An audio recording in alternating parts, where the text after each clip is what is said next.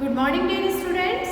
Today I will teach MS chapter number 9. Take your textbook, chapter number 9, page number 27. The old lion and the fox. एक बूढ़ा शेर और लोमड़ी.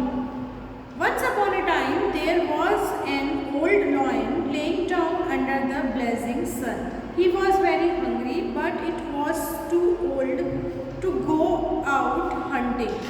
It lay under a tree waiting for some animals to pass through the forest. After a while a little rat came jumping and dancing in the forest. As the rat came close to the tree, the lion pounced on the little rat and held it in its palm. The lion roared and ordered the rat to go and inform all the jungle animals that one by one all the animals must pay a visit to the sick lion. The lion thought this way he would kill the animals who would come to meet the sick lion. So the rat went and informed all the animals. They all were concerned about the old lion's health. The animals had no choice then to pay visit to the old lion. एक समय की बात है, एक बूढ़ा शेर सूरज के चमकते हुए सूरज के नीचे लेटा था. वो बहुत ज़्यादा भूखा था और वो इतना बूढ़ा था कि वो शिकार के लिए नहीं जा सकता था. तो वो पेड़ के नीचे लेटा लेटा ऐसे सोच रहा था कि कोई एनिमल, कोई जानवर वहाँ से गुजरे तो वो उसे ये आदेश दे कि जंगल के सारे जानवरों को ये इन्फॉर्म करे जाके कि जंगल का राजा शेर जो है वो बहुत बीमार है, तो वो जो जानवर है वो मुझे देखने के लिए आए. इतने में वहाँ से एक चूहा आता है और वो वहाँ पे डांस करता है, कूदता है. तो शेर उसको क्या करता है, अपने पंजे में जकड़ लेता है और उसको ये कहता है कि जाके सारे जानवरों को ये बोलो कि मैं बहुत बीमार हूँ और एक एक करके वो मुझसे मिलने आए, मुझे देखने के लिए आए. तो चूहा जाकर के सारे जंगल के जो जानवर होते हैं, एनिमल्स होते हैं, उनको जाके इन्फॉर्म करता है और उनको लायन की कही हुई सारी बात बताता है. अब जो सारे जानवर होते हैं वो डरते तो हैं, लेकिन उनके पास लायन को देखने जाने के अलावा और कोई चारा नहीं होता है. The first day the deer went. Hello mister lion, I have come to meet you, said the deer. Please come in. And then the animals heard the deer's loud bleat. The deer was killed by the lion. The next day it was the monkey's turn.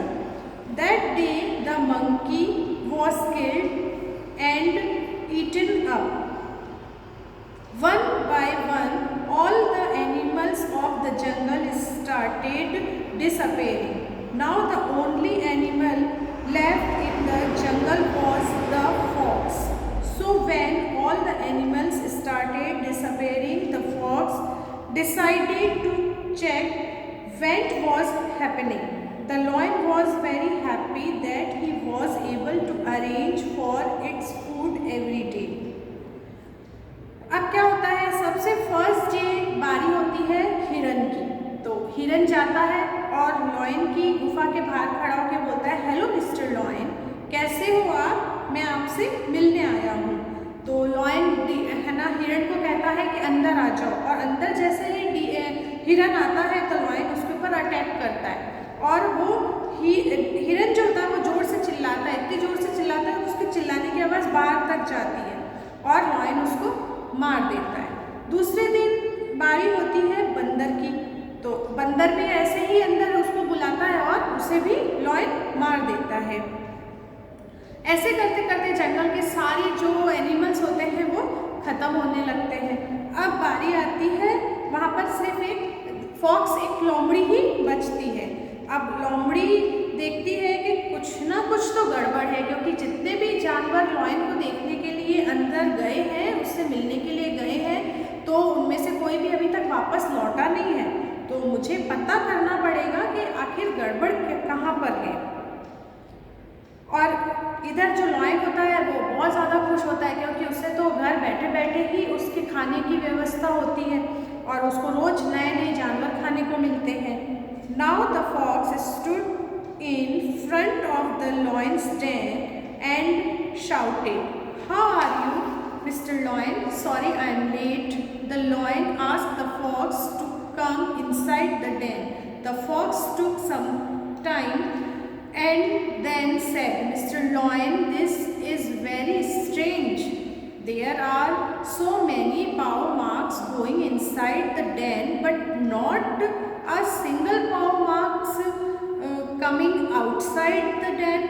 The fox got alarmed by it and ran away from the den and saved its own life. अब जब लोमड़ी lion के पास मिलने के लिए जाती है तो वो क्या देखती है, वो लॉयन को बोलती है, हेलो मिस्टर लॉयन, कैसे हो आप, मैं आपसे मिलने आई हूँ। और वो उसकी गुफा के बाहर ही खड़ी होती है। तो इतने में लॉयन उसको कहता है कि अंदर आ जाओ। लेकिन लोमड़ी कहती है कि ये मैं जो देख रही हूँ ये मेरे लिए बहुत अजीब है, क्योंकि सारे एनिमल्स के अंदर जाने के तो पाँव के निशान हैं और बाहर आने के किसी के भी निशान नहीं है। तो उसको एकदम से वो देखती है कि हाँ जरूर इस शेर ने सारे जानवर को खा लिया है। अब वो इतना देखती है और फिर वो जोर से चिल्लाती है और वहाँ से भाग जाती है। इस तरह से वो अपनी लाइफ को, अपने जीवन को लोमड़ी जो है वो बचाती है। तो इस कहानी का मॉरल है, learn from the mistake of others.